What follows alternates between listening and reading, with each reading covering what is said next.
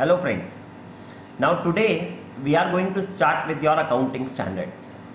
We are first going to start with your AS20, that is earning per share. So let us read what has been given in this AS20.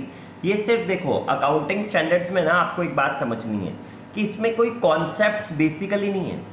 Accounting standards पढ़ते time the only thing you have to understand is you have to read the accounting standard once and then you have to solve the questions related to that accounting standard. That is what you have to actually do while studying this accounting standards. तो इसमें कोई hard and fast या ऐसा कोई concept नहीं है जैसे हम चैप्टर्स में पढ़ते हैं. इसमें तो सिर्फ हमें पढ़ना है, पूरा एक बार रीड करना है और वो रीड करने के बाद हमें उसके क्वेश्चन सॉल्व करने हैं and we have to understand कि किस टाइप के क्वेश्चन आते हैं. तो we are starting with the accounting standards which are more important for your exams. So first let us see this accounting standard 20 AS20, that is earning per share. Basic EPS कैसे निकालते हो आप? तो I believe earning per share तो आपने FM में भी learn करा है. हम अर्निंग पर शेयर कैसे निकालते हैं? तो आई बिलीव वो इनकम स्टेटमेंट जब आप बनाते हो तो net profit for equity share holders divided by number of equity shares करते हो आप, right? That is how you got the basic EPS. But what I want to say is in this chapter ना इसको हम थोड़ा सा मतलब accounting standard की टर्म्स में अगर बोलेंगे तो बेसिक ईपीएस का फॉर्मूला हमारे पास यहां होगा earnings for equity share holders whole divided by वेन्स, weighted average number of equity shares, weighted average number of equity shares को हम वेट्स बोलते हैं, ठीक है? तो उसके थ्रू आप निकालोगे बेसिक ईपीएस. अब ये weighted average number of equity shares क्या होता है? तो weighted average number of equity shares होता है, कहने का मतलब आई बिलीव जितने भी टाइम पीरियड के लिए आपके इक्विटी शेयर्स आउटस्टैंडिंग होंगे. जैसे एग्जांपल मैंने 500 शेयर्स इश्यू करे beginning of the year, that is 1/4/2020 को, और फिर 500 शेयर्स मैंने उस टाइम इश्यू करे और फिर मैंने 1 अक्टूबर को वापस 500 शेयर्स इश्यू करे. तो I believe now when I have to take the earning per share, तो अर्निंग पर शेयर में जितना भी earnings for equity share holders होगा divided by when I have to do, I can not divided by 1000 because यहां पर time factor अलग अलग है दोनों शेयर्स का. एक तो 1 अप्रैल से चल रहा है तो वो तो पूरे 12 मंथ्स के लिए हो गया, और जो 500 रिमेनिंग है वो तो सिर्फ आपका 1 अक्टूबर से ही चल रहा है ना. तो हमें उसको equivalent number of equity shares में कन्वर्ट करना है. तो टाइम फैक्टर को कैसे लेना है? तो आई वांट टू से 500 इंटू 12/12 करके 500 आ गया, और देन 500 जो 110 को इश्यू करे थे इंटू 6/12 करके 250 आ गया. तो 750 will be called as your वेन्स, weighted average number of equity share. तो जितना भी अर्निंग्स आएगा उसको divided by weighted average number of equity shares करोगे आप, and that is how you are going to get the basic EPS. चलो यही वाली बात गिवन है, देख लेते हैं बेसिक ईपीएस. अब मैं क्या कर रहा हूं, मैं पूरा अकाउंटिंग स्टैंडर्ड रीड कर रहा हूं आपके लिए, ठीक है? Basic EPS, net profit attributable to equity share holders divided by weighted average number of equity share, that is called as wens. In short we can call it as wens. Numerator includes, अब ये जो numerator आता है वो आपको पता है, उसके अंदर हमारा प्रॉफिट प्रायर टू इनकॉर्पोरेशन होगा, एक्स्ट्राऑर्डिनरी आइटम होगा, और उसमें से टैक्स डिडक्शन हो जाएगा और डिडक्शन ऑफ प्रेफरेंस डिविडेंड हो जाएगा during the dividend tax, including the dividend tax paid on preference dividend. ये तो आपको सब पता है पहले से ही. Time is the weight factor for calculation of वेन्स. एक तो टाइम फैक्टर लेते हैं हम, ऐसे ही दूसरा हम पेड अप वैल्यू भी लेते हैं. समटाइम्स अगर आपके कोई शेयर्स 10 रुपीज का पेड अप है और दूसरा 5 रुपीज पेड अप है, तो आई बिलीव उसको हमें वापस से equivalent number of weighted average equity shares निकालने के लिए वो पेड अप वैल्यू को भी कंसिडरेशन में लेना पड़ेगा. जैसे एग्जांपल मैंने बोला 500 shares fully paid up issued at the beginning of the year, तो उसको हम क्या करेंगे, उसको हम करेंगे 500 number of shares multiplied bye जितना भी पेड अप वैल्यू है 10 डिवाइडेड बाय जितना भी उसका फेस वैल्यू है 10 इंटू 12/12. और फिर दूसरे 500 जो मैंने इश्यू करे 1 अक्टूबर को, वो 10 रुपीज का फेस वैल्यू था मगर पेड अप वैल्यू उसमें 5 ही है. तो what I will do is 500 into 5 paid up value divided by 10 face value multiplied by again, और ये 6 मंथ्स के लिए इश्यूड है, मल्टीप्लाइड बाय 6/12. तो I believe I will be getting 125 shares only. तो this is called as my veins, weighted average number of equity shares will become 625. तो paid up value और time factor दोनों consideration में लेने हैं while calculating veins. देखो, time is the weight factor for calculation of veins. Veins is calculated on the basis of equity shares outstanding with the period, ये याद रखना है आपको। Shares are included in the calculation of वेन्स from the date of consideration is receivable. जब से वो consideration receivable है, जब हमको डेट ऑफ शेयर्स के लिए डेट फॉर कैलकुलेशन में लेना है। जैसे अगर आप कैश के लिए शेयर्स इश्यू करते हो, ये थियोरेटिकल क्वेश्चन है जो आपको लर्न करके रखना है। अगर हम शेयर्स को कैश पे इश्यू करते हैं तो कब से उनके शेयर, मतलब वो शेयर्स को इंक्लूड करना है डेट ऑफ कैश रिसीवेबल। जब से कैश रिसीव हुआ उस दिन से आपको वो नंबर ऑफ डेज काउंट करने के लिए, टाइम फैक्टर काउंट करने के लिए आप उसको जब से इंक्लूड करोगे जब से कैश रिसीव हुआ है। अगर आपको वो कन्वर्जन ऑफ डिबेंचर्स के लिए करने तो डेट ऑफ कन्वर्जन, जिस दिन से कन्वर्ट करें उस दिन से हम शेयर्स को आउटस्टैंडिंग मानेंगे। अगर आप किसी इंटरेस्ट या प्रिंसिपल अमाउंट ऑफ लोन या कोई डिबेंचर्स के लिए आप इश्यू कर रहे हो तो I can say date on which interest ceases to accrue. जब से इंटरेस्ट इंटरेस्ट का पेमेंट डेट आ गया या जब से आपका इंटरेस्ट का ड्यू डेट था उस दिन से आप काउंट करोगे। In settlement of liability, तो date on which settlement becomes effective. For acquisition of assets, same date on which the acquisition is recognized. Amalgamation in the nature of purchase, date of acquisition से। Amalgamation in the nature of merger, beginning of the reporting period से। Under याद करके रखना, nature of purchase होगा तो date of acquisition से, nature of merger होगा तो beginning of the reporting period से, और bonus shares beginning of the reporting period से। ये बोनस शेयर्स के बारे में भी क्या बात है वो भी हमें समझनी है इस चैप्टर में, ठीक है। अब partly paid up equity share should be treated as an fraction of an equity share that is converted into equal and fully paid shares. मैंने अभी आपको बताया वैसे ही करना होता है कि जो भी पार्टली पेड अप शेयर्स हैं उनको भी आप equal number off fully paid up equity shares में कन्वर्ट करो। ओके, अब बोनस इश्यू जब भी होगा तो veins should be so adjusted as if the bonus issue was made at the start of the earliest reporting period। ये सब अब जो आपके लिखे हुए ना, देखो मैं आपसे ये बोलना चाहता हूं, ये सब चीज आप प्रॉपरली पढ़ना, और चलो मैं भी पढ़ाता जाता हूं आपको साथ में ना, तो आपको पता पड़ेगा। अब बोनस शेयर से क्या होता है, ठीक है। तो हम एक काम करते हैं, what we are going to do is, जैसे अभी हमने वेन्स के बारे में पढ़ा, अब हम इसके कुछ रिलेटेड क्वेश्चंस करते हैं, फिर मैं बोनस शेयर्स के बारे में भी आपको समझाऊंगा, ठीक है। तो let us move to some questions now, but before that हमारे पास जो हमारा AS20 है उसको हम चेक करते। देखो हमें AS20 में क्या पढ़ना है, तो आई कैन से ये सब मैंने आपको नोट्स में दे रखा है। What we have to study in AS20 will be basic EPS कैसे निकालते हैं, जो मैंने अभी आपको बताया, earning for equity share holders divided by वेन्स, फिर बोनस शेयर्स की वजह से क्या इफेक्ट आता है, राइट शेयर्स की वजह से क्या इफेक्ट आता है, डाइल्यूटेड अर्निंग पर शेयर क्या होता है, कन्वर्टेबल प्रेफरेंस शेयर्स क्या होता है, कन्वर्टेबल डिवेंचर्स और ESOP। These are the topics which we have to study in AS20।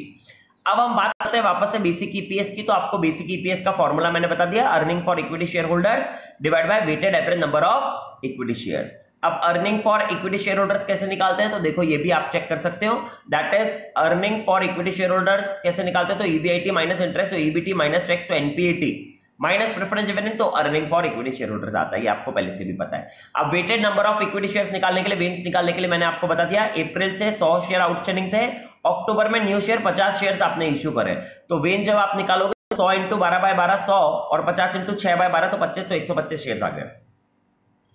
ऐसे ही वेन्स में टाइम एंड और पेड अप भी हम कंसिडर करते हैं।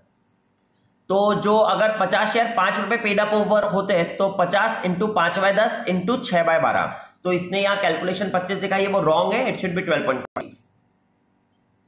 आप चेक कर लेना उसको, 50 इंटू 1/2 करेंगे तो 25, 25 का भी 1/2 करेंगे तो 12.5।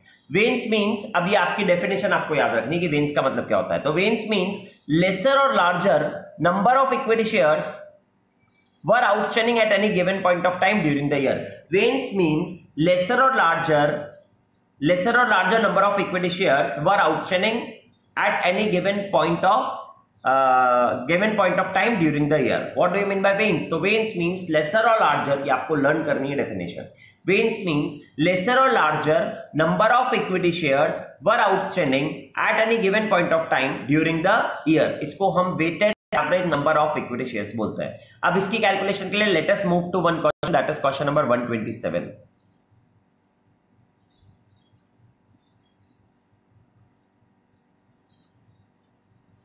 क्वेश्चन नंबर 127 पर हम आ जाते हैं।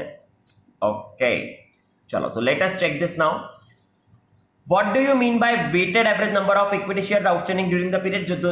जो मैंने अभी आपको डेफिनेशन बताई वही डेफिनेशन आपको लिखनी है. और आई बिलीव आपको अकाउंटिंग स्टैंडर्ड्स के आंसर करने का तरीका मैंने बता रखा है.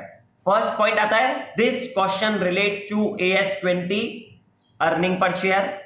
सेकेंड पॉइंट आता है जब हमें क्वेश्चन में जो प्रोविजन बताना है वो बताएंगे. जैसे हमसे इसमें weighted average number of equity shares पूछा है तो आप weighted average number of equity shares के बारे में बताओगे कि लेसर और larger number of equity shares outstanding at any given point of time during the year.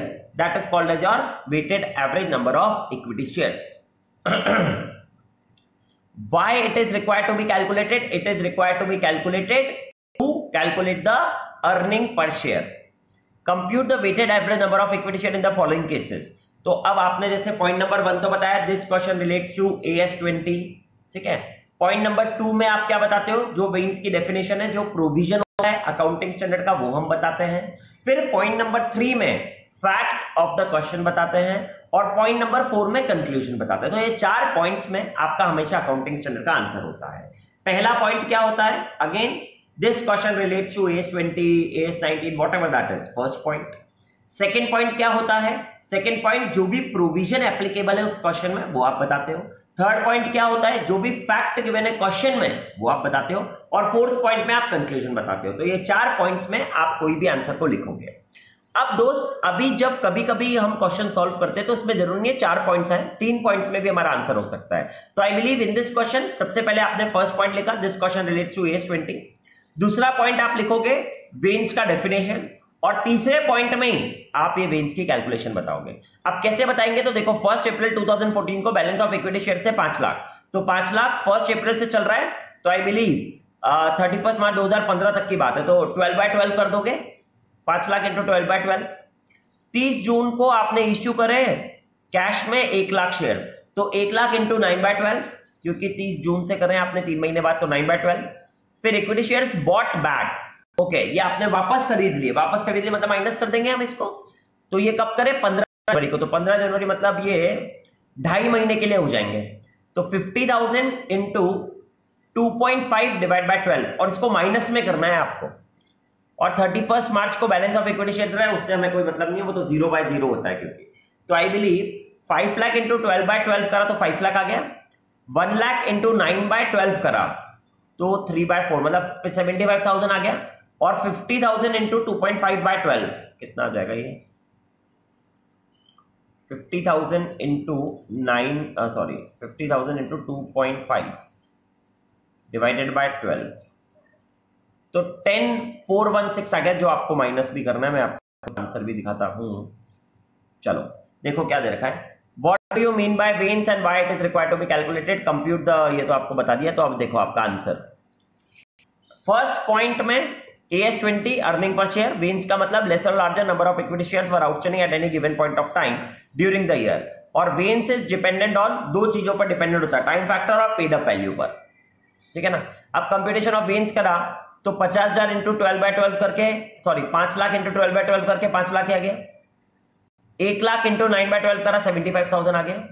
और 50,000 इंटू 2.5/12 करा तो 10,000 जो भी अभी हमने निकाला था वही आ जाएगा. 50,000 इंटू 10,416 आएगा. इसने यहां पर ये कुछ रॉन्ग लिखा हुआ है.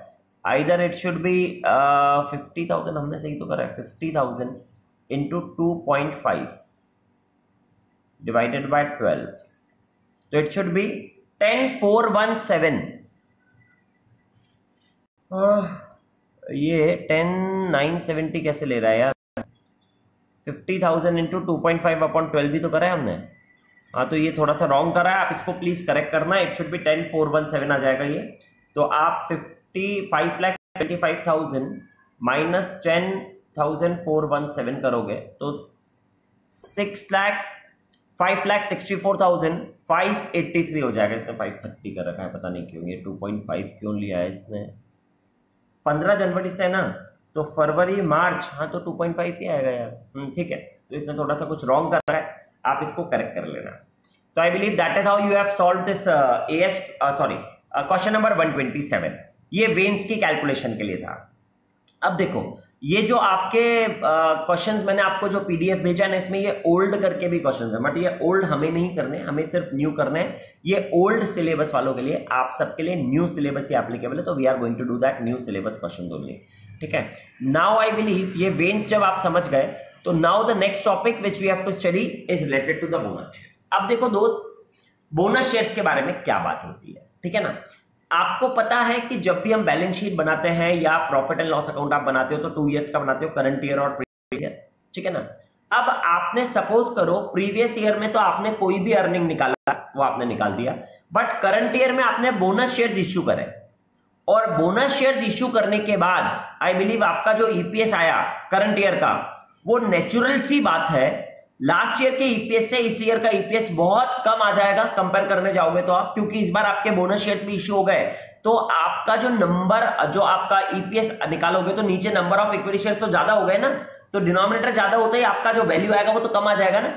तो अगर कोई प्रीवियस ईयर से कंसिडर करना चाहेगा, इस ईयर को कंपेयर करना चाहेगा, तो वो तो रॉन्ग कंपेरिजन हो जाएगा, क्योंकि लास्ट ईयर तो बोनस शेयर्स थे ही नहीं, और इस ईयर आपने बोनस शेयर्स दिए और फिर आप ईपीएस को कंपेयर कर रहे हो, तो वो तो रॉन्ग कैलकुलेशन हो गया। तो उसके लिए हम क्या करते हैं, उसके लिए हम लास्ट ईयर में भी एडजस्टेड ईपीएस निकालते हैं, और फिर उसको हम कंपेयर कर सकते हैं करंट ईयर के ईपीएस से। तो that is the role of the bonus shares. तो हमें वो हमेशा ध्यान रखना है, जब भी हमने बोनस शेयर्स इश्यू करे, तो नेचुरल सी बात है बोनस शेयर्स कहां से इश्यू होते हैं। आई वॉन्ट टू से बोनस शेयर्स कभी भी, अभी हमने सीएफएस भी चैप्टर पढ़ा तो भी आपको पता है कि बोनस शेयर्स हमेशा कंपनी के पास जो प्रॉफिट अवेलेबल होता है उससे ही आप बोनस शेयर्स इश्यू कर सकते हो। तो आई बिलीव वो कंपनी का प्रॉफिट बिलोंग तो कंपनी को ही करता है। तो इसका मतलब अगर मैं उनसे बोनस शेयर्स की बात करूंगा, तो बोनस शेयर्स जब भी इश्यू होंगे, तो आपको ध्यान रखना है, हमारे अजम्पशन के लिए, आपका जब भी बोनस शेयर्स इश्यू हुआ तो वो beginning of the period of the last year also, जब से स्टार्टिंग से उन शेयर्स को हमें मानना है कि वो इश्यू होते हैं। मतलब जब आप टाइम फैक्टर की बात करोगे ना, तो आपने करंट ईयर में चाहे बोनस इश्यू करें, बट उनको कैलकुलेशन में लेते टाइम कब से लेना है, लास्ट रिपोर्ट पीरियड के स्टार्टिंग से ही लेना है, फिर जाकर के आपका एडजस्टेड ईपीएस निकलेगा। कोई बोलेगा ऐसा क्यों, तो वापस से मेरे को ऐसी बात ये बोलनी है, क्योंकि बोनस शेयर्स का जो अमाउंट आप सिर्फ कर रहे हो, वो आपके प्रॉफिट से ही तो कन्वर्ट होकर के बोनस में जा रहा है, सिर्फ बैलेंस शीट में चेंज हो रहा है। वो प्रॉफिट बिलोंग भी इक्विटी शेयर होल्डर्स को ही करता था, सिर्फ उसका हेड चेंज होकर के वो बोनस में चला गया। तो एक तरीके से इससे कोई फर्क नहीं पड़ा फाइनेंशियल स्टेबिलिटी में। तो देयरफॉर जब भी हम बोनस शेयर इश्यू करते हैं, तो beginning of the reporting period से ही हम उन शेयर्स का ईपीएस निकालते टाइम, टाइम फैक्टर वेन्स निकालते टाइम टाइम फैक्टर में कंसीडर करते हैं। जैसे एग्जांपल, अब देखो आप बोनस शेयर्स के बारे में, प्रीवियस ईयर का बेसिक ईपीएस निकालना है, तो प्रीवियस ईयर वाला रहेगा बेसिक ईपीएस। तो previous year earning for equity share holder divide bye previous year veins, ये तो प्रीवियस ईयर की बात हो गई। करंट ईयर का निकालना है, तो current year equity share holders, current year earning for equity share holders divided by current year veins. Current year veins में तो बोनस भी इंक्लूड हो चुका है। अब जब ये करंट ईयर के इसमें जब आपने इंक्लूड कर दिया है बोनस भी, तो हम इसको कंपेयर नहीं कर सकते इससे, क्योंकि यार नेचुरल सी बात है, तो बहुत कम दिखेगा। तो कोई भी पर्सन उसको चेक करेगा तो बोलेगा यार कंपनी का तो अर्निंग पर शेयर ही घट गया, बट ऐसा नहीं हुआ है, कंपनी ने बल्कि और बोनस शेयर्स दिए हैं। तो इसका मतलब इसके कंपैरिजन में जो हमें प्रीवियस ईयर का ईपीएस निकालना है, तो उसको हम बोलते हैं एडजस्टेड ईपीएस। तो बेसिक ईपीएस की जगह क्या हो जाता है, एडजस्टेड ईपीएस। और वो एडजस्टेड ईपीएस कैसे निकलेगा, तो that will be calculated as previous year earning for equity share holder, वो तो सेम रहेगा, और डिवाइडेड बाय एडजस्टेड वेन्स हो जाएंगे। एडजस्टेड वेन्स में क्या करना है, जो बोनस शेयर्स हैं वो भी लास्ट ईयर वाले में इंक्लूड करने हैं, और वो बोनस शेयर्स का टाइम फैक्टर क्या लेना है, from the beginning of the previous year ही लेना है। ऐसा क्यों कर रहे हैं सर, क्योंकि वो बोनस शेयर्स का जो अमाउंट था वो ऑलरेडी आपके प्रॉफिट्स में इंक्लूडेड था, जो कि बिगिनिंग से ही आ रहा है। तो सिर्फ हेड चेंज करने से, रिजर्व्स में से इक्विटी शेयर्स में ट्रांसफर करने से टाइम फैक्टर में कोई चेंज नहीं आएगा। तो that is the reason of taking the bonus shares from the beginning of the previous year for the calculation of adjusted EPS. Why you are calculating adjusted EPS? So that we can make the comparison of the current year EPS with the last year EPS. तो इसका मतलब जब भी question में bonus shares होगा तो आपको ध्यान रखना है वो कब से मानने हैं, आपको वो शेयर्स इश्यूड कब से मानने हैं, beginning of the last year से ही, जब से आपका लास्ट ईयर का बिगिनिंग है, जब से आपको वो शेयर्स को इश्यू मानना है फॉर द टाइम फैक्टर। तो इसका मतलब जब भी बोनस शेयर्स होंगे तो तीन आपको ईपीएस कैलकुलेट करना है। First basic EPS of the last year, second adjusted EPS of the last year, और third EPS of the current year. Basic EPS of last year में आपको कुछ नहीं करना, लास्ट ईयर की अर्निंग जो दे रखी होगी डिवाइडेड बाय लास्ट ईयर के नंबर ऑफ इक्विटी शेयर्स लेने हैं।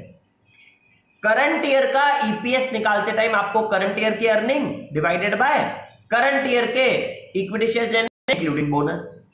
जब आपके पास ये आ गया तो अब आपको लास्ट ईयर के ईपीएस को करंट ईयर से कंपेयर करने के लिए आप एडजस्टेड ईपीएस निकालते हो, और वो एडजस्टेड ईपीएस निकालते टाइम आपको क्या करना है, तो आपको प्रीवियस ईयर की अर्निंग लेनी है, उसमें डिवाइड करना है एडजस्टेड वेन्स से। एडजस्टेड वेन्स का मतलब लास्ट ईयर के equity shares plus bonus shares, और बोनस शेयर्स का पीरियड कब तक का लेना है, from the beginning of the last year. ये अब हम क्वेश्चन के थ्रू देखेंगे, या फिर मैं आपको पहले ये एग्जांपल दिखाता हूं, देखो क्या बोल रहा है। वर्किंग नोट्स में बता दिया है ना कि प्रीवियस ईयर का वेन्स कैसे निकलेगा, तो प्रीवियस ईयर के आउटस्टैंडिंग शेयर्स इनटू 12/12 करोगे। एडजस्टेड वेन्स जो आप सेकंड कैलकुलेशन में निकालोगे तो कैसे निकालोगे, तो आउटस्टैंडिंग शेयर्स जो भी प्रीवियस ईयर के थे इनटू 12/12, और साथ में ऐड करना है बोनस शेयर्स इनटू 12/12, बिगिनिंग से ही मानना है। It is assume that bonus is given in the previous year, जो मैंने आपको समझाई बात वो ही बात होती है इसमें। और करंट ईयर का वेन्स निकालना है तो आउटस्टैंडिंग शेयर्स इनटू 12/12 और बोनस शेयर्स इनटू 12/12 करके। Time factor is ignored in bonus shares calculation. तो let us see now this question number 125 का सेकंड पार्ट। चलो ये क्वेश्चन नंबर 125 है, इसका सेकंड पार्ट पढ़ते हैं पहले हम। Compute adjusted earning per share and basic EPS based on the following information. Compute adjusted earning per share, देखो क्वेश्चन में एडजस्टेड अर्निंग पर शेयर पूछ लिया और बेसिक ईपीएस भी पूछ लिया on the following information. Net profit for 9-10 दे रखा है 7,20,000। नेट प्रॉफिट फॉर 10-11 दे रखा है आपको 24 lakh. Number of equity share outstanding until 31 December 2010 were 8 lakhs। Bonus issued on 1 January 2011, 2 equity shares for each equity share outstanding at 31 दिसंबर 2010। ठीक है साहब, तो अब आपको क्वेश्चन में पूछा है कि एक तो आप एडजस्टेड ईपीएस निकालो और बेसिक ईपीएस निकालो। तो पहले मैं बात करता हूं बेसिक ईपीएस की। बेसिक ईपीएस में होता है earning for equity share holders for 9-10 अगर निकालना है तो 7,20,000 था, divided by number of equity share outstanding until 31 दिसंबर 2010, मतलब ये बिगिनिंग से ही चल रहे हैं आपके 8 लाख, तो 7,20,000 डिवाइड बाय 8 लाख कर दोगे तो बेसिक ईपीएस ऑफ 9-10 आ जाएगा, दैट विल बी 0.9। समझ में आ गया। अब जब मैं 10-11 की बात करता हूं तो 10-11 में आप देखो कितने हो गए, ये 24 लाख आपकी अर्निंग्स हो गई। आपकी अर्निंग 7,20,000 से 3 गुना हो गई, 24 लाख हो गई, एक तरीके से 3 गुना ही हो गई, है ना। इसका मतलब अब मैं अगर इस यहां पर निकालूंगा बेसिक ईपीएस ऑफ 10-11 तो यहां पर 24 लाख तो earning for equity share holders आ गया, डिवाइडेड बाय जब मेरे को नंबर ऑफ इक्विटी शेयर्स करने तो 8 लाख तो मेरे पास आउटस्टैंडिंग शेयर्स है ही सही, साथ में मैंने बोनस भी इश्यू कर दिया था इसी साल में। तो वो बोनस कितना दिया मैंने, 1 शेयर के बदले 2 शेयर, यानी 8 लाख के बदले 16 लाख, यानी मेरे पास total number of equity shares हो गए 24 लाख। तो यानी मेरा जो ईपीएस आएगा वो 24 लाख डिवाइड 24 लाख करोगे तो 1 रुपीज आ गया। अब मेरी बात को गौर से सुनो, प्रीवियस ईयर का बेसिक ईपीएस निकाला 0.9, इस बार का आपने बेसिक ईपीएस निकाला 1। तो अब आप मेरे को ये बताओ कि आपकी अर्निंग तो 3 गुना हो गई थी, पहले 7,20,000 जा रही थी और अब तो 24 लाख हो गई, 3 गुना हो गई। मगर जब आप कंपैरिजन करने जा रहे हो तो 0.9 के अगेंस्ट आपको तो दिखेगा सिर्फ यार 10% ही ईपीएस बढ़ा है, बट ऐसा नहीं है, 3 गुना ईपीएस बढ़ा है। तो इसके लिए हमें कंपैरिजन करने के लिए हमें क्या करना पड़ेगा, प्रीवियस ईयर का जो 0.9 निकाला था उसको एडजस्टेड ईपीएस में बनाना पड़ेगा, बोनस को कंसिडर में लेते टाइम। तो एडजस्टेड ईपीएस निकालने के लिए क्या करोगे, अर्निंग ऑफ लास्ट ईयर लोगे 7,20,000 डिवाइडेड बाय बोनस शेयर्स भी लास्ट ईयर से इंक्लूड करने तो 8 लाख प्लस 16 लाख, यानी 24 लाख ही आपके वेटेड एवरेज इक्विटी शेयर्स हो गए। तो 7 लाख 20,000 डिवाइड बाय 24 लाख करोगे तो 0.3 आ जाएगा। तो अब अगर आप कंपेयर करोगे तो 0.3 से 1, इसका मतलब 3 गुना अर्निंग बढ़ गई। आई बिलीव आपको बात समझ में आ गई। हाँ, तो जब भी हमें ईपीएस निकालना होता है बोनस शेयर्स के थ्रू, तो एडजस्टेड ईपीएस भी निकालना पड़ेगा। वापस से इस क्वेश्चन को लिखने का तरीका तो आपको पता ही है। First, this question relates to AS20। Second, by the issue of bonus shares the basic EPS and adjusted EPS. Adjusted EPS मतलब आप बता देना कि adjusted EPS of previous year is to be calculated using the bonus shares assumed to be issued at the beginning of the year only. That's it. और फिर comparison कर पाते हो आप। तो इसका आंसर देख लेते हैं अब हम। देखो ये 125 का आंसर आपके सामने ना। Yes, if you want to check, this question relates to AS20 earning per share। Previous year का वेन्स निकाला तो 8 लाख इंटू 12/12। फिर प्रीवियस ईयर का एडजस्टेड वेन्स निकाला तो 8 लाख इंटू 12/12 और 16 लाख इंटू 12/12। 16 लाख तो 24 लाख हो गया। और करंट ईयर का वेन्स निकाला तो 8 lakh plus 16 lakh that is 24 lakh हो गया। फिर आपने जब प्रीवियस ईयर का बेसिक ईपीएस निकाला तो 0.9 आया, करंट ईयर का निकाला तो 1 आया, और साथ में आपने एडजस्टेड ईपीएस भी निकाला। तो if you will check the adjusted EPS तो 7 लाख 20,000 डिवाइड बाय 24 लाख यानी 0.3 आया। तब आप कंपैरिजन कर सकते हो एडजस्टेड ईपीएस को करंट ईयर के ईपीएस से। तो this is the case of bonus shares. तो जब भी हम बोनस शेयर्स देंगे तो आपको एडजस्टेड ईपीएस हमेशा निकालना पड़ेगा। और वो कैसे निकालते हैं? तो बोनस शेयर्स को हमेशा इश्यूड मानते हैं from the beginning of the last year. ठीक है, नाउ आई बिलीव ये सब ओल्ड के क्वेश्चन चल रहे हैं। अब हम 123A पर आ जाते हैं, न्यू पर। चलो चेक करते हैं अब हम 123 का A। हाँ, तो देखो दोस्त, इसमें है ना ये दोनों क्वेश्चन अलग अलग है। ये क्वेश्चन अलग है और ये यहाँ पर बी पार्ट आएगा। ये ए है, ये बी पार्ट है। द फॉलोइंग इन्फॉर्मेशन है ना, ये बी पार्ट आएगा। तो पहले ए पार्ट पढ़ते हैं हम। From the following information related to Y limited calculate earning per share. इसमें ईपीएस पूछ रहा है। Profit before VRS payment but after depreciation 75। Depreciation given है तो ये तो डेप्रिसिएशन तो पहले ही लेस हो रखा है इसमें से, तो ठीक है। मगर वीआरएस नहीं हो तो वो हम लेस कर देंगे।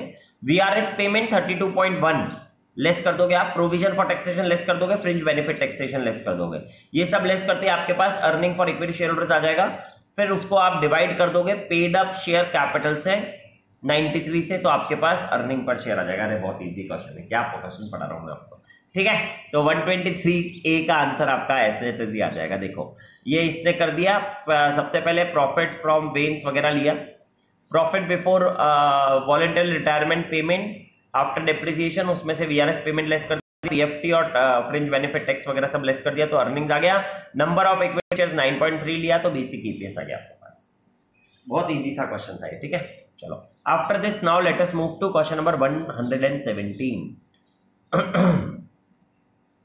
चलो, तो इस ये थियोरेटिकल क्वेश्चन ही है। In the following list of shares issued for the purpose of calculation of weighted number of equity shares, from which date the weight is to be considered? I believe ये तो वही theoretical question है जो अभी हमने ऊपर पढ़ा था। Equity shares issued in exchange of cash, तो जब से आपका कैश ड्यू हो रहा है या कैश मिला है। Equity share issued as a result of conversion of the debt instrument, तो on the date of conversion becomes due.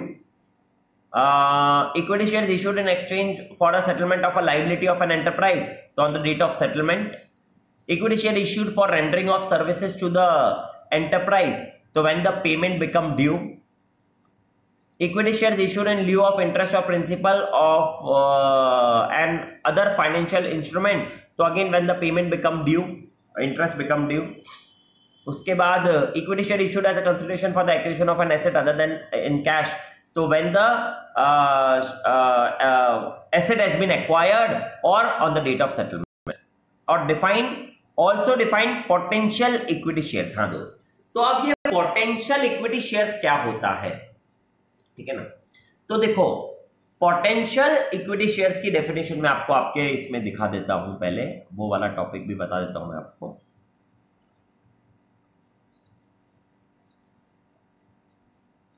Yes, देखो दोस्त, ये रही पोटेंशियल इक्विटी शेयर्स की definition. Potential equity shares is a financial instrument or a contract that entitles it holders two equity shares, that is convertible debentures, convertible preference shares, ESOP, etc. is called as your potential equity shares. So what is potential equity shares? So potential equity share instrument or a contract that entitles it holders of equity shares. तो convertible debentures, convertible preference shares या फिर employee stock option plan, these all are called as your potential equity shares. So potential equity shares is an instrument or a contract that entitles its holders for equity shares in future.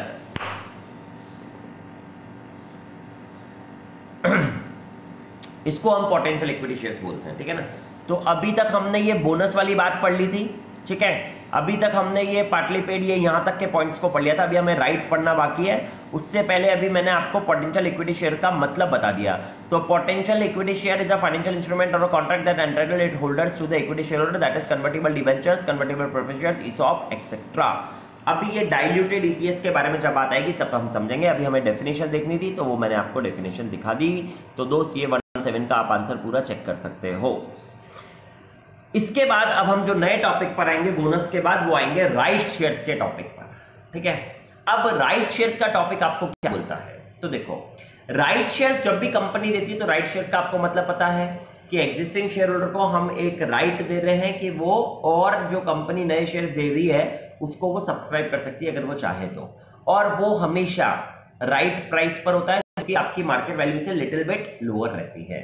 तो इसका मतलब जब भी हम right shares issue करते हैं ना तो हमारी ईपीएस कैलकुलेशन करते टाइम हमें उन राइट शेयर्स को दो पार्ट्स में डिवाइड कर देना चाहिए। एक तो राइट शेयर्स ही और एक उसके अंदर जो बोनस एलिमेंट इंक्लूड है। तो जो राइट शेयर है उसको हम बोलेंगे पेड अप शेयर्स ही, और उसके अंदर जो बोनस एलिमेंट है उसको हमें बिगनिंग से लेना चाहिए for the calculation of weighted average number of equity shares. वो कैसे करते हैं सर? तो what we are going to do is, I believe जब हमने इन्वेस्टमेंट चैप्टर आपका पढ़ा था तो मैंने आपको राइट शेयर के लिए एक थियोरेटिकल प्राइस निकालना बताया था। That is we have learn to calculate theoretical ex right price of the shares. वो कैसे निकालते हैं सर? तो वो कैसे निकालना है? तो वो बहुत सिंपल है निकालना। That is you calculate as existing shares multiplied by fair value of equity shares plus, इसी में आपको प्लस करना है right shares into right price और entirely divided by existing shares plus right shares.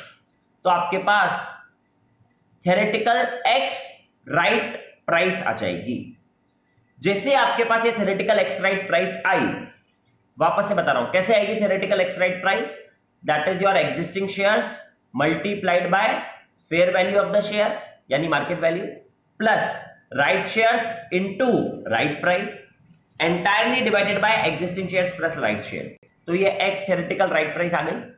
फिर अब आपको क्या करना है? तो सेकंड चीज अब आपको निकालनी है paid up shares. Paid up shares कैसे निकालेंगे?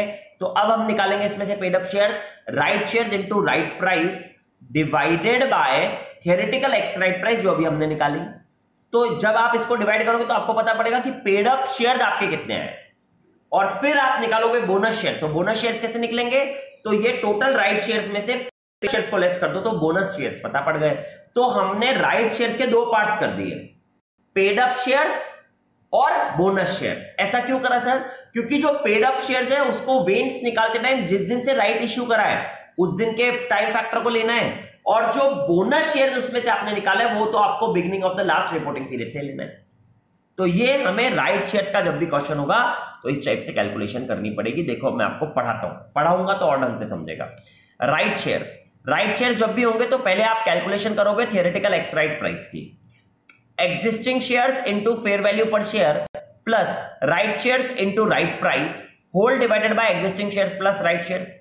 तो ये आपने कैलकुलेशन कर दिया थियोरेटिकल एक्स राइट प्राइस। फिर एस पर पैरा 37 भी मतलब वो एस 20 के पैराग्राफ में लिखा हुआ है। तो पेड अप शेयर्स इसमें से कैसे निकालेंगे हम? राइट शेयर्स के दो पार्ट्स, पेड अप शेयर्स अलग और बोनस शेयर्स अलग, क्योंकि वेन्स निकालते टाइम बोनस शेयर्स को तो बिगनिंग से मानना है और पेड अप शेयर्स को जिस दिन से राइट इश्यू करा उस दिन के टाइम फैक्टर को लेना है। इसीलिए ऐसा करना पड़ रहा है कि राइट शेयर्स में, क्योंकि राइट शेयर्स हम नॉर्मल प्राइस से कम पर इश्यू कर रहे हैं तो इसका मतलब हम कुछ बोनस भी तो दे रहे हैं एक तरीके से, कोई प्रॉफिट भी तो यूटिलाइज कर रहे हैं एक तरीके से हम हमारा, इसीलिए। तो पेड अप शेयर्स निकालने के लिए right shares into right price divide by theoretical ex right price कर दिया तो पेड अप शेयर्स आ गया, और बोनस शेयर्स निकालने के लिए राइट शेयर्स में से पेड अप शेयर्स को माइनस कर दिया। तो जब वेन्स निकालना है तो प्रीवियस ईयर का वेन्स तो ओल्ड इक्विटी शेयर्स इनटू 2/2 करना, और ये जो बोनस शेयर्स है एडजस्टेड वेन्स निकालने के लिए बोनस शेयर्स को भी लेना है इनटू 12/12 करके। और जब करंट ईयर का वेन्स निकालना है तो आउटस्टैंडिंग शेयर्स इनटू 12/12 तो करोगे सही, बोनस शेयर्स इनटू 12/12 तो करोगे सही, और ये जो पेड अप शेयर्स है ना इनटू जिस दिन से राइट इशू करा है मल्टीप्लाइड बाय जिस दिन से राइट इशू करा जिस मंथ से divided by 12। That is how you will do time factor. बोलो ये बात समझ में आ गई ना वेन्स के लिए। इसलिए राइट शेयर्स जब भी होंगे तो दो पार्ट्स करेंगे हम उसका, paid up shares, bonus shares. पहले क्या निकालेंगे? Theoretical ex right price. Theoretical ex right price कैसे निकलती है? तो थ्योरेटिकल एक्स राइट प्राइस निकलती है outstanding shares into fair value of the share plus right shares into right price whole divided by existing shares plus right shares. जैसे ही theoretical ex right price आई फिर आप पेड अप शेयर्स निकालो। Paid up shares कैसे निकालोगे? तो right shares into right price divided by theoretical ex right price. तो वो जितने भी नंबर ऑफ शेयर्स आए वो पेड शेयर्स हो गए। फिर बोनस शेयर्स निकालने के लिए टोटल राइट शेयर्स में से पेड अप शेयर्स माइनस तो बोनस शेयर्स आ गया। ये क्यों करा? क्योंकि जब अब हमको ईपीएस निकालना है तो प्रीवियस ईयर का बेसिक ईपीएस निकालते टाइम तो प्रीवियस ईयर का earning for equity share holder divide bye previous year के आउटस्टैंडिंग शेयर्स। बट जब एडजस्टेड निकालना है तो प्रीवियस ईयर के outstanding shares earning for equity share holders वो एज इट इज लेना है, नीचे वेन्स निकालते टाइम आउटस्टैंडिंग शेयर्स और बोनस शेयर्स को ऐड करके ले लेना है। और जब हमें करंट ईयर का निकालना है तो करंट ईयर में 3 आएंगे वेन्स के लिए। पहले तो outstanding share into 12/12, bonus shares into 12/12 और राइट शेयर्स के पेड अप शेयर्स जो थे इनटू जितना भी टाइम फैक्टर होगा उससे। तो आई बिलीव अब आपको ये बात समझ में आ गई। तो हम ये दिखा देते हैं आपको question number 126 now. Right shares के थ्रू क्या हो जाता है, ठीक है।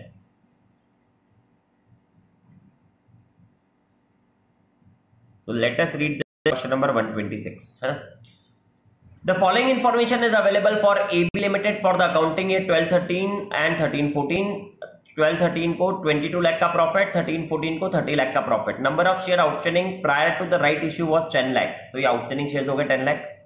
Right issue 1 new equity share for each 5 share outstanding. तो 10 लाख के बदले 2 लाख दे रहे हो आप, that is 2 lakh shares. Okay, right issue price is 25, last date to exercise right is 31st July 2013। Fair value of one equity share immediately prior to the exercise of right was 32। You are required to compute basic EPS for 12-13। तो 12-13 का basic EPS निकालना है तो 22 lakh divide bye 10 lakh कर दोगे तो 2.2 आ गया। Restated basic earning per share for 12-13 for the right issue और बेसिक EPS for 13-14। ठीक है दोस्त, तो अब आपको वो रीस्टेटेड बेसिक EPS मतलब वो एडजस्टेड EPS निकालना है और उसके बाद जो बेसिक EPS फॉर 13-14 है वो तो आपका एज इट इज आएगा। तो जब अब आप इसमें रीस्टेटेड अर्निंग निकालने जाओगे तो ऊपर तो 22 लाख ही रहेगा। बट अब आपको पहले क्या निकालना होगा? राइट शेयर्स की वजह से आपको निकालना पड़ेगा थ्योरेटिकल एक्स राइट प्राइस। कैसे निकालेंगे हम? तो 10 लाख इंटू 32, 3 करोड़ 20 लाख आ गया, plus 2 lakh into 25 entirely divide by 10 plus 2 12 lakh. चलो करके दिखाता हूं मैं आपको। एक क्वेश्चन है ना इसलिए मैं करके दिखा रहा हूं, फिर बाकी के क्वेश्चंस में आपको दिखाऊंगा। तो 10 लाख था 1 लाख है यार, मैं गलत तो नहीं पढ़ रहा हूं भाई, एक मिनट।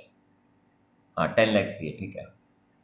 तो what we are going to take will be 10 lakh into 32 lakh plus 2 lakh into 25, तो that will be I think 50 lakh हो जाएगा क्या? 2 लाख इंटू 25, हाँ तो 50 लाख हो जाएगा ना। 32 1 2 3 4 5 6 ठीक है। और फिर मैं कर देता हूँ 20 इंटू 2 लाख, तो ये आ गया इतना प्लस 32 1 2 3 4 5 6, टोटल हो गया मेरे पास ये 37 लाख।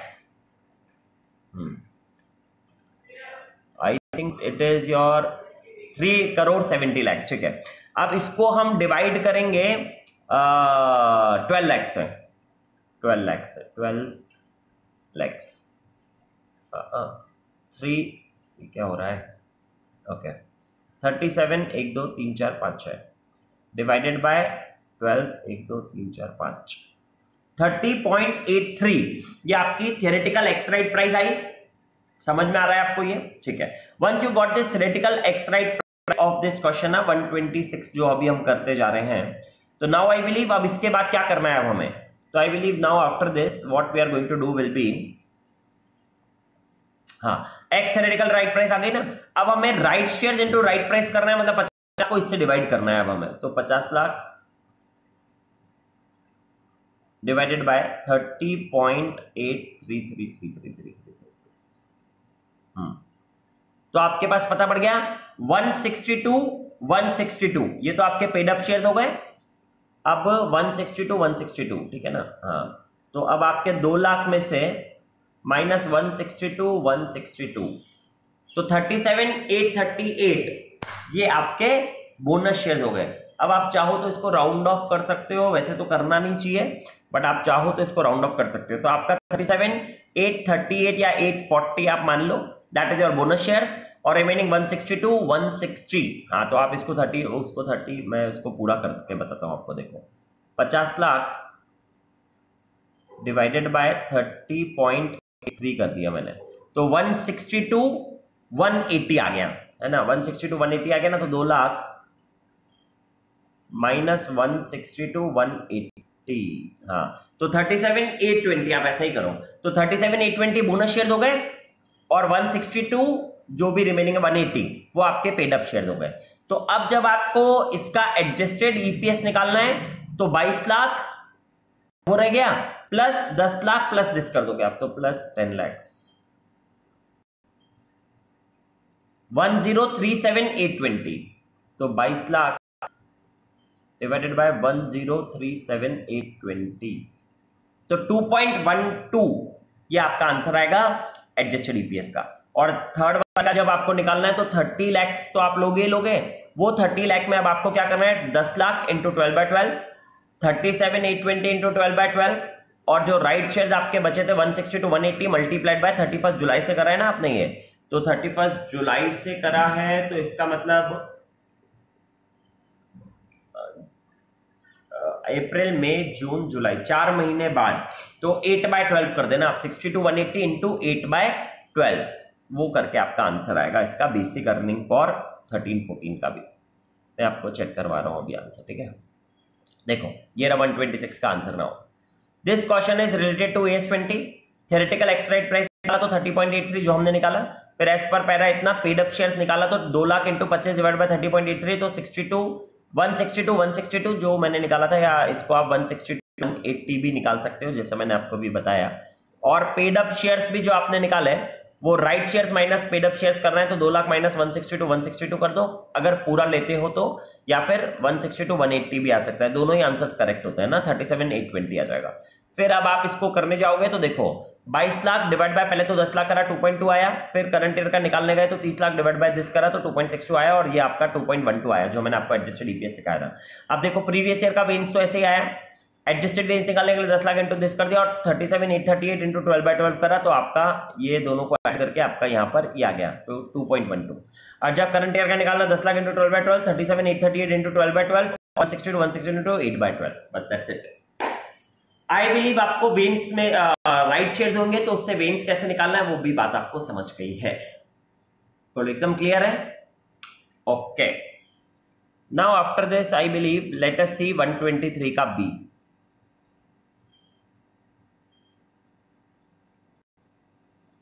सेम क्वेश्चन आएंगे अभी, तो मैं आपको ये वाला क्वेश्चन खुद 123 का बी मतलब ये वाला।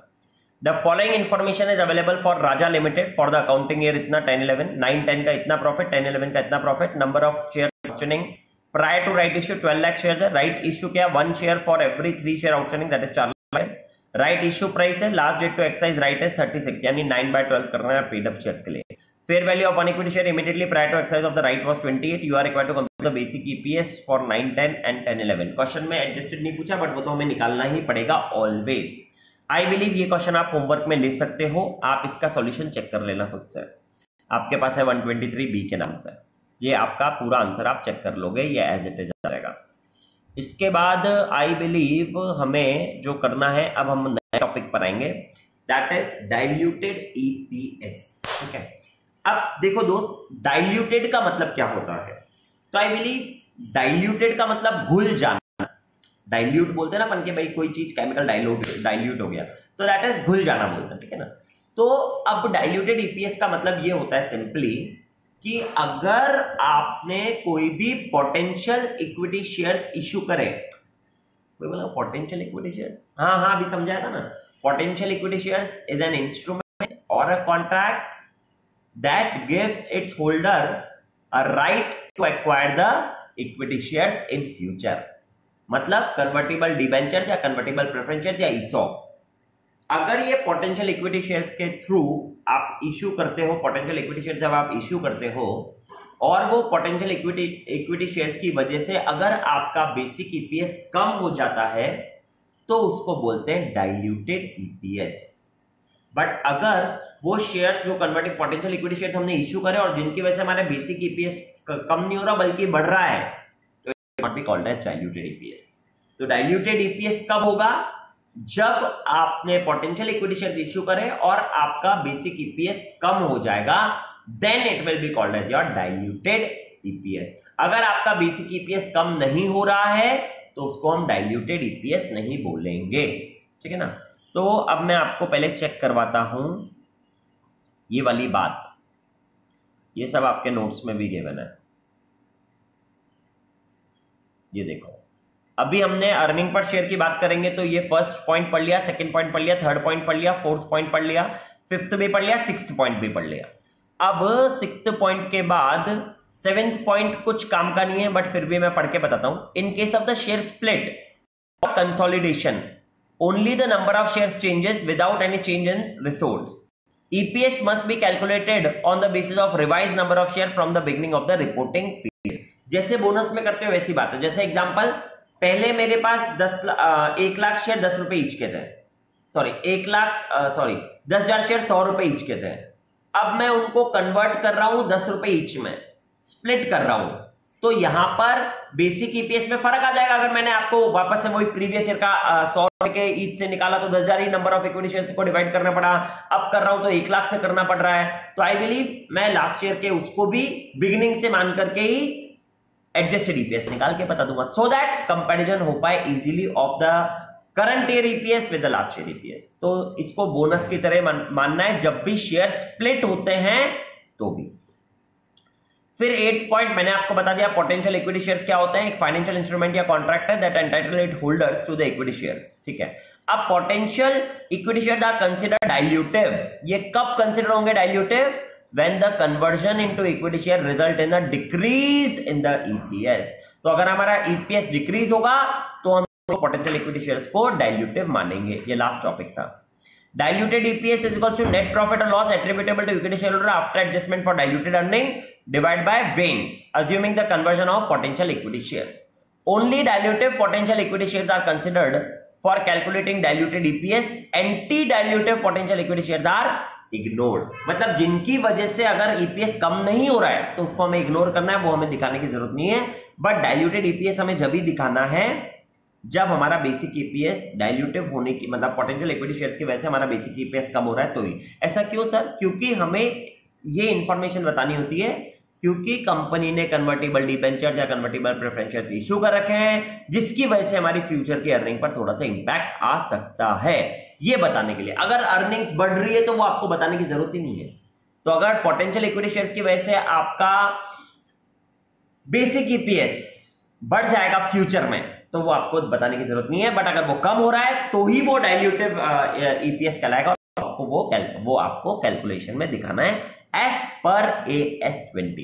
अब वो कैसे करेंगे, that is what we are going to study. ठीक है, उसके बाद आई बिलीव ये restatement, if the number of equity shares और the potential shares outstanding is increased as a result of bonus issue, share split, consolidation of shares, then the basic EPS and diluted EPS should be adjusted for all the periods presented। हाँ, वो तो बात समझने की है।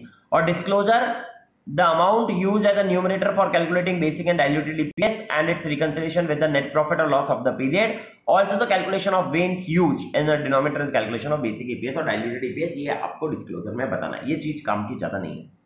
But AS20 total practical accounting standard है. Questions की practice करोगे तो आपको आने लगेगा. बेस आपको वेन्स सिखा दिया, बोनस का पॉइंट सिखा दिया, आपको राइट शेयर्स में कैसे आप पेड अप शेयर्स और बोनस शेयर्स निकालते हो वो सिखा दिया. अब मैं आपको डाइल्यूटेड ईपीएस के बारे में सिखाऊंगा. चलो, तो डाइल्यूटेड ईपीएस के वापस से मैंने इसमें सब देखो एग्जांपल दे रखे हैं. What I want you to do is, आप इन सबको पूरा रीड भी करोगे ना तो भी आपको सारी बातें समझेगी जो मैं आपको बोल रहा हूं. डाइल्यूटेड ईपीएस तो earning for equity share holder after adjustment of potential earning divide by gains after the adjustment of potential equity. तो मैंने कैसे करा, देखो ईबीआईटी 1000 था मेरे पास, माइनस 100 रुपए का इंटरेस्ट, तो ईबीटी 900 माइनस चेक्स कर दिया, उसमें से मैंने 40% का, तो एनपीएटी आ गया 540. प्रेफरेंस डिविडेंड करा तो equity share holder earning for equity share holder 490 और वेन्स से मेरे पास 100. एग्जांपल है ये, तो 4.9 हो गया. अब सपोज करो मेरे पास कन्वर्टिबल प्रेफरेंस शेयर्स है, तो क्या होगा, ये तो वही रहेगा, ये भी वही रहेगा, ये भी वही रहेगा, ये भी वही रहेगा, और 540 के बाद ये प्रेफरेंस डिविडेंड नहीं देना पड़ेगा, तो मेरे पास अर्निंग बच जाएगा 540. अब सपोज करो 50 मेरे पास सपोज करो प्रेफरेंस शेयर है, तो एक शेयर के बदले में 2 शेयर इक्विटी शेयर दे रहा था, तो यानी मेरे पास 100 प्लस 100 हो जाएंगे तो 200 हो जाएगा, तो 540 डिवाइड बाय 200 कर दूंगा मैं, तो मेरे पास 2.7 आ गया. तो क्योंकि मेरा अर्निंग पर शेयर बेसिक पहले 4.9 था, अब 2.7 हो गया, तो this is called as your potential equity shares are diluted. तो ये मेरे पास डाइल्यूटेड ईपीएस आ गया. देखो, अगर 50 कन्वर्टेबल प्रेफरेंस शेयर्स है, ओल्ड इक्वल्स टू न्यू, एक के बदले 2 दे रहा हूं, तो डाइल्यूटेड ईपीएस कब आया, तो 490 में मैंने 50 ऐड कर दिया, ये 490 में 50 ऐड कर दिया, तो 540 ही बन गया. डिवाइडेड बाय 100 में 50 इंटू 2 जो मेरे और कन्वर्टेबल थे वो ऐड कर दिए, तो 200, तो 540 डिवाइड बाय 200 2.7 आ गया. ऐसे ही अगर डिबेंचर्स भी कन्वर्टेबल होते तो भी वापस से मेरे को ये देना पड़ता, तो यहाँ 550 तक आ गया. मैं ऐसे भी कैलकुलेट कर सकता हूं, या दूसरा मेरे पास डायरेक्टली सिर्फ यही अवेलेबल होता 490 और बोला होता कन्वर्टेबल डिबेंचर्स है. तो अब मैं क्या करूंगा, तो कन्वर्टेबल डिबेंचर्स की वजह से ये 100 तो ऐड कर देना है, बट जैसे मैंने ये 100 का प्रॉफिट बढ़ाया, तो सिंस वो बिफोर टैक्स होता है हमेशा, तो उसकी वजह से मेरा एक्स्ट्रा टैक्स जाएगा, तो मेरे को वो जो भी 100 इंटू टैक्स रेट करके वो तो माइनस करना ही पड़ेगा, क्योंकि उतना तो मेरे पास से पैसा जा ही रहा है. तो मैं 490 में प्लस कर दूंगा. प्रेफरेंस शेयर्स के टाइम ऐसा करने की जरूरत नहीं पड़ी, क्योंकि प्रेफरेंस शेयर्स तो आफ्टर टैक्स ही होता है, तो डायरेक्टली बस प्रेफरेंस शेयर्स का 50 ऐड कर दिया मैंने 490 में. बट जब डिबेंचर्स होते हैं तो डिबेंचर्स के टाइम 490 प्लस 100 करना है, मगर माइनस 40 भी करना पड़ेगा, क्योंकि इस 100 को बढ़ाने की वजह से 40 का एक्स्ट्रा टैक्स देना पड़ेगा ना मुझे. तो मैं बोल सकता हूं 490 प्लस 60 रुपए डायरेक्टली कर दूंगा मैं. 490 plus interest minus interest into tax rate, ये तो मेरे को करना ही करना है. तब जाकर के मेरे पास earning for equity share holders आएगा 585 आ गया ना. देखो, तो 490 plus 100 minus 40 will give me 550, और करके भी देखोगे तो भी यही आएगा. और उसको वापस से अगर मेरे पास 200 से फिर डिवाइड कर दूंगा मैं, जितने भी, अगर एक के बदले 2 दे रहा हूं या कुछ ऐसा, 50 कन्वर्टेबल डिबेंचर से ओल्ड एक के बदले 3 दे रहा हूं सपोज करो, तो वो 150 हो गए. तो बेसिक ईपीएस तो 490 डिवाइड बाय 100 करा 4.9 आ गया. डाइल्यूटेड ईपीएस निकाला तो 490 प्लस 100 करा और माइनस उसमें से टैक्स जो था उसका वो माइनस कर दिया, तो 585 आ गया. और 250 रुपये आ जाएगा, क्योंकि 50 इंटू 3 कर रहे हैं हम, तो इसने 200 करा गलती से, वो 250 कर दोगे आप. ठीक है, and that is how you are calculating this. तो ये कन्वर्टेबल डिबेंचर्स की वजह से हुआ, कन्वर्टेबल प्रेफरेंस शेयर्स, और सेम ऐसा ही मैंने ईसॉप के बारे में भी दिखा दिया. तो बेसिक ईपीएस निकालेंगे तो earning for equity share holder divide by वेन्स करते हैं. डाइल्यूटेड ईपीएस निकालना है तो earning for equity share holder divide by वेन्स प्लस ईसॉप, जो भी नंबर ऑफ शेयर्स आप एम्प्लॉय स्टॉक ऑप्शन प्लान में दे रहे हो, और उसमें से माइनस करोगे पेड अप शेयर्स. अब पेड अप शेयर्स उसमें से माइनस कैसे करेंगे, तो paid up shares will be calculated as ESOP. जैसा भी आप राइट शेयर्स में कर रहे थे ना, पेड अप शेयर्स निकालते थे, वैसे ही ईसॉप के टाइम भी पेड अप शेयर्स कैसे निकालेंगे, तो ईसॉप इनटू एक्साइज, ये तो आपको पता है, डिवाइडेड बाय मार्केट वैल्यू. तो आपको पता पड़ेगा कि वो ईसॉप में से टोटल पेड अप शेयर्स कितने हैं, तो वो आपको ईसॉप में से माइनस करना है पेड अप शेयर्स को, तब जाके वेन्स में ऐड करेंगे तो डाइल्यूटेड ईपीएस पता पड़ेगा. डाइल्यूटेड का मतलब ये होता है कि डिनोमिनेटर बढ़ रहा है, न्यूमरेटर उतना ही रह रहा है, दैट इज डाइल्यूटेड, क्योंकि तभी तो आपका ईपीएस कम हो जाएगा बेसिक से. बस that's it. Now I believe इसके रिलेटेड क्वेश्चंस अब हम ट्राई करते हैं तो आपको और क्लैरिटी आएगी। तो let us see this question number 118।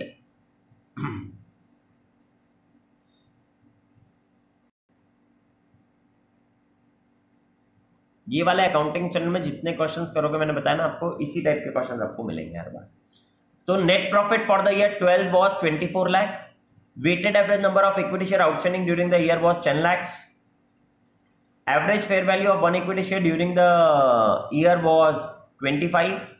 Weighted average number of shares under option during the year was 2 lakh, यानी ये आपका ESOP हो गया। Exercise price for the share under option during the year 12 was 20. Compute the basic and diluted earning per share।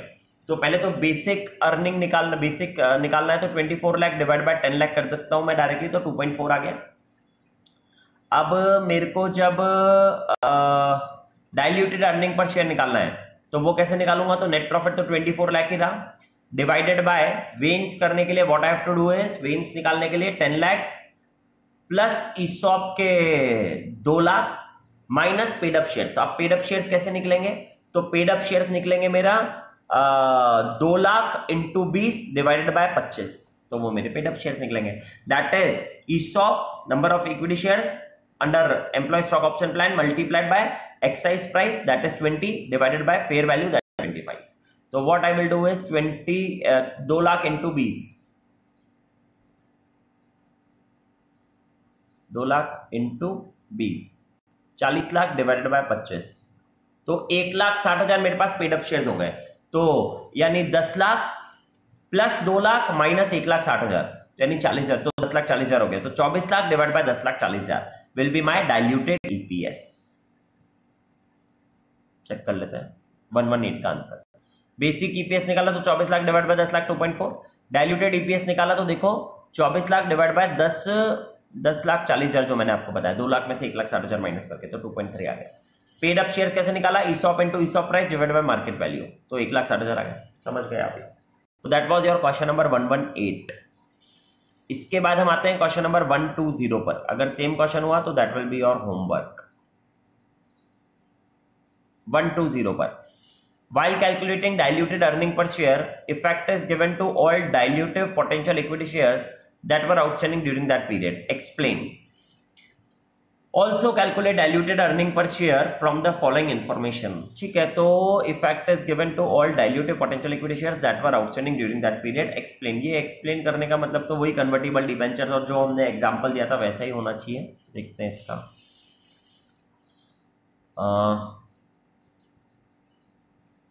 ये तो इसने directly explain करके पूछा है, तो वो एक्सप्लेन का मतलब तो इसके थ्रू ही बताएंगे हम। Explain. Also calculate the diluted earning per share from the following information। तो net profit for the current year 58,50,000, number of share outstanding 20 lakh, number of 8% convertible debentures of 100 each 1 lakh, each debenture is convertible into 10 equity shares, तो 10 lakh equity shares आपके और बढ़ जाएंगे। Interest expense for the current year was 8 lakh, tax relating to the interest expense was 30%। Okay, तो what you will do is, आपको पहले तो ये बताना, एक्सप्लेन करना है, तो आप इसमें ये बताओगे कि पोटेंशियल इक्विटी शेयर्स क्या होता है, फिर बताओगे साथ में डाइल्यूटेड इक्विटी ईपीएस कब होता है, जब आपका पोटेंशियल इक्विटी शेयर्स की वजह से अगर आपका बेसिक ईपीएस कम हो जाए तो उसको हम डाइल्यूटेड ईपीएस बोलते हैं। ठीक है, अब इस क्वेश्चन में डिबेंचर्स हैं, तो net profit for the current year 58,50,000 आ गया आपके पास। तो पहले तो बेसिक ईपीएस अगर मुझे निकालना है तो 58,50,000 डिवाइडेड बाय मैं 20 लाख कर सकता हूं, 20 लाख, तो 2.925 आया बेसिक ईपीएस। अब मेरे को डाइल्यूटेड ईपीएस निकालना है, तो मेरे को क्या करना पड़ेगा? तो 58,50,000 में प्लस करना पड़ेगा मुझे 8 लाख, प्लस करना पड़ेगा मुझे 8 लाख, ठीक है ना, और इसमें से मुझे माइनस करना पड़ेगा 8 लाख का 30%, क्योंकि 8 लाख का प्रॉफिट बढ़ा है तो टैक्स मेरा ज्यादा हो जाएगा। तो 8 लाख का 30% 2,40,000, तो माइनस 2,40,000, तो मेरे पास 64,10,000 earnings for equity share holders adjusted वाली आ गई, और उसको मुझे डिवाइड करना है 20 लाख, तो पहले कहते लाख और बढ़ जाएंगे तो 30 लाख, कितना आया था वापस से 58 lakh 50,000 plus 8 lakhs minus 2,40,000. 64,10,000 divided by 30 lakhs. 2.136. That will be your diluted EPS, I believe. बहुत सिंपल सा था, देखो। चलो ये देख लेते हैं हम।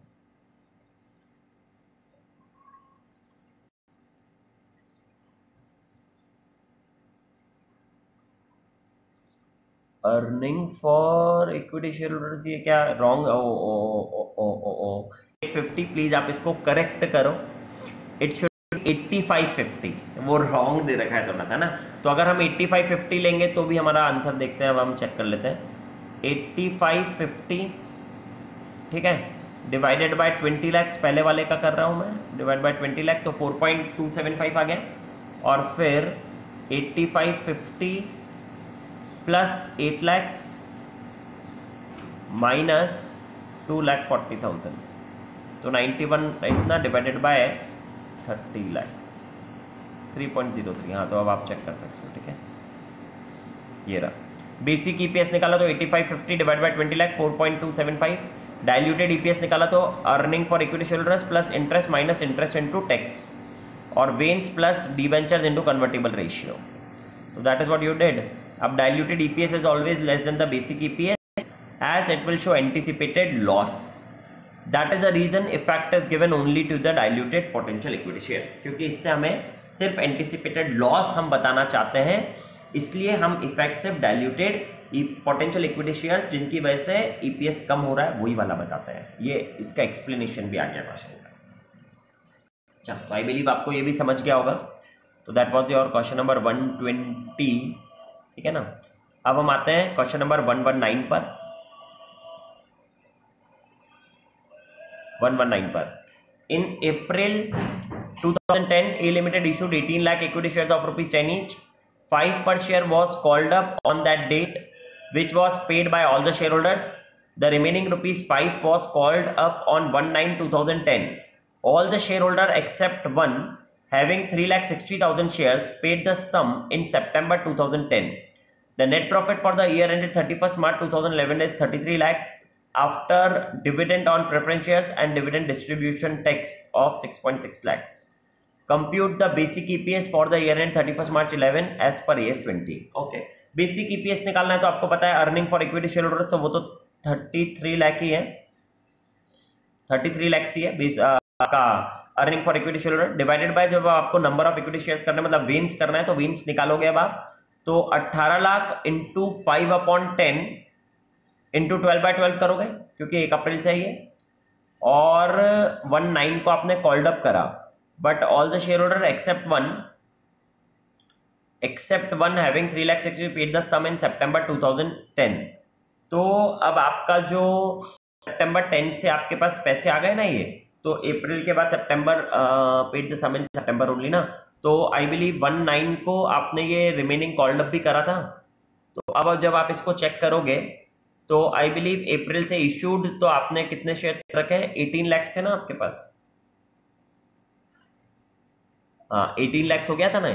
तो 18 lakh equity shares of ₹5 each called and paid up, और 1/9/2010 को रिमेनिंग 5 कॉल्ड अप करा आपने, और 18 में से सिर्फ इतने शेयर्स वर ही फुली पेड अप, इतने शेयर्स फुली पेड अप हुए ना, क्योंकि 3,60,000 ने तो पैसे नहीं दिए। तो जब आप नेट प्रॉफिट निकालोगे तो 33 लाख आ गया।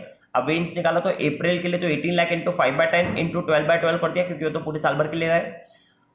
और 19 को जब आपने कॉल्ड अप करा था, जब से 14,40,000 का 5/10 करा, क्योंकि ₹5 आपने और मंगाए इतने शेयर्स की, तो 5/10 करा इंटू 7/12 कर, 19 से ले रहे हो आप, तो दैट इज 7/12। तो जब से ये ड्यू हुआ था, जब से हम लेते हैं, तो आपके टोटल आ गया 13,20,000 शेयर्स, और फिर आपने बेसिक ईपीएस निकाल दिया 33 lakh divide by 13,20,000 share. That is how you are getting the basic EPS of 2.5। I believe समझ गया आपको ये, ठीक है। ये बहुत इजी क्वेश्चन ही था। 122 वाला भी लेते हैं अब हम, सेम इसी टाइप के क्वेश्चन है। Ram limited at 12 lakh equity shares April 2009, the company earned a profit of 30 lakhs during the year 9-10. The average fair value per share was 25. Company has given share option to its employee 2 lakh equity shares at an option price of 15. Calculate basic EPS and diluted EPS. I believe ये question आप as an homework कर सकते हो, try करो, नहीं आए तो मेरे से पूछ लेना, आपके पास सोल्यूशन है ही से इसका भी। तो that was your question number 122 भी, बहुत इजी है। डाइल्यूटेड ईपीएस वापस से वैसे ही करना है आपको, ठीक है। ये 122 हो गया। उसके बाद क्वेश्चन नंबर 125 का फर्स्ट वाला भी देख लेते हैं। यस, ये रहा। Explain the concept of weighted number of equity share outstanding during the period. State how would you compute basic इतना weighted number of equity shares following cases. I believe ये 127 जैसा ही सेम क्वेश्चन हो गया, तो ये भी आपका होमवर्क हो जाएगा। 125 का 1 भी, ठीक है। इसके बाद 125 1 भी होमवर्क हो गया। तो अब हमारे पास दो क्वेश्चन बचे हैं, 121 और 124। तो let us see this 121 question now. Compute basic earning from the following information: balance, issue of shares for cash, buyback of the shares, net profit for the year end इतना was 2,70,000। आई बिलीव ये वाला भी question आपका homework में आ जाएगा। ये पहले जैसे ही क्वेश्चन है, वापस रिपीटेटिव क्वेश्चन है क्योंकि ये सारे। तो दैट यू कैन डू, जब ये बाय बैक करोगे तो उसको माइनस कर देना, मगर ये सिंस 31 मार्च 2009 को कर रहे हो तो ये तो 0/0 हो जाएगा, तो इससे कोई मतलब ही नहीं होगा। इन दोनों को ही करना है आपको, ये वाला आप कर सकते हो होमवर्क। और 124 भी देख लेते हैं हम। XYZ Limited had issued 30,015 convertible debentures of 100 each on 1st April 2008. Debentures are due for redemption on 1st March 2011. ठीक है। The terms of the issue of debenture provided that they were redeemable at a premium of 5% and also conferred option to the debenture holders to convert 20% of their holdings into equity shares. Nominal value of 10 at a price of ₹15 per share. Debenture holders holding 2,500 debenture did not exercise the option. Calculate the number of equity shares to be allotted to the debenture holder exercising the option to the maximum. Okay, तो पहले तो 30,000 थे, उसमें से 2,500 ने option exercise नहीं करा, तो बचे 27,500।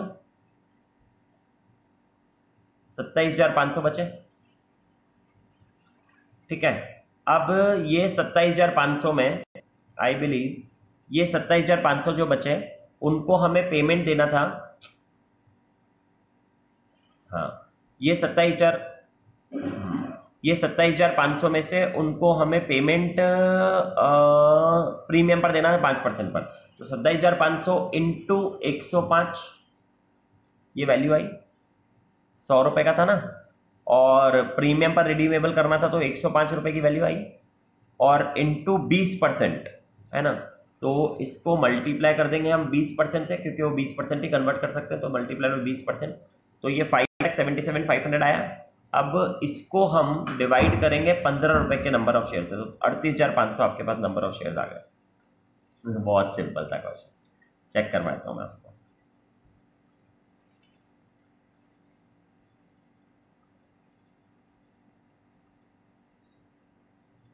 क्वेश्चन नंबर 125 कर लो आप। 30,000 डिबेंचर्स 2,500 को तो नहीं दिया, 105 का 38,500 का शेयर का आंसर है। And that is how I believe we have completed your AS 20। Thank you very much friends.